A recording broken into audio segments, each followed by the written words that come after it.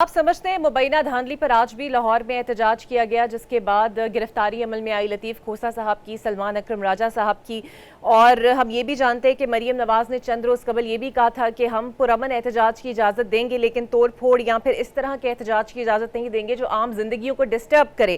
تو آپ سمجھتے ہیں کہ گرفتاریاں انہی کے حکم پر ہوئی ہیں یا پھر آپ کا پرامن پروٹیسٹ تھا، ایسی کوئی بات نہیں تھی؟ جی، پروٹیسٹ تو بالکل پرامن تھا، کوئی توڑ پھوڑ نہیں تھی، کچھ نہیں تھا۔ اور ان کو بھی پتا ہے کہ وہ ناجائز طور پر وزیر اعلیٰ بنی ہے، تو وہ اپنے اس عہدے کو بچانے کے لیے ہر قسم کا کام کر رہی ہیں، دھمکیاں دے رہی ہیں، لوگوں کو پر سختی کی جا رہی ہے، پرامن احتجاج پر گرفتاریاں کی جا رہی ہیں۔ یہ بالکل غلط ہے۔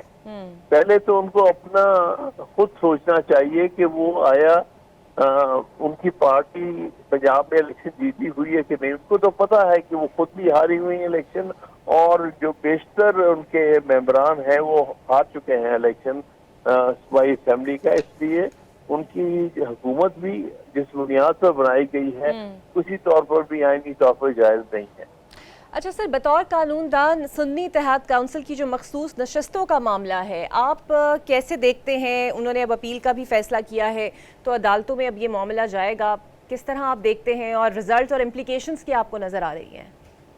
دیکھیے، یہ تو ناانصافی کی اور زیادتی کی ایک انتہا ہے کہ آپ سیٹیں جو ہیں جو خود ایکنالج کر رہے ہیں کہ یہ سیٹیں آپ کو ملی ہیں، الیکٹ ہوئے ہیں، آپ اس کے مطابق بھی اس کے تناسب سے بھی جو ہے مخصوص رشتے نہ دے، تو اس سے بڑی زیادتی کیا ہو سکتی ہے؟ اس سے بڑی قانون اور آئین کی خلاف ورزی کیا ہو سکتی ہے؟ نہ مائنورٹیز کی دی، نہ ویمن سیٹ دی گئی ہیں۔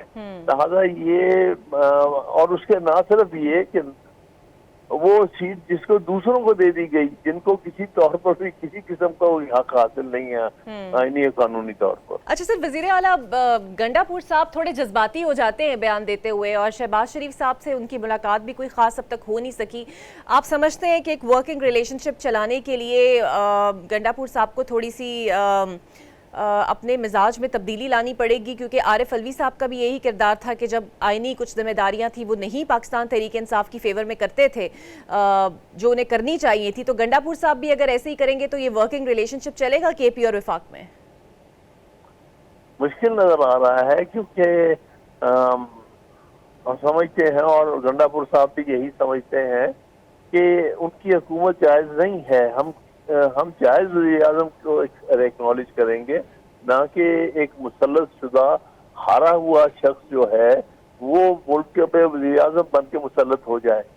تو یہ تو ایک مسئلہ ہے جو ان کو سمجھنا چاہیے، کیونکہ جس موڑ سے ملک گزر رہا ہے اور جس موڑ پر آپ نے ملک کو پہنچا دیا ہے، اس کو جب تک آپ اس بحران سے نہیں نکالیں گے تو اس سے ہر قسم کا نقصان ہونے کا امکان ہے۔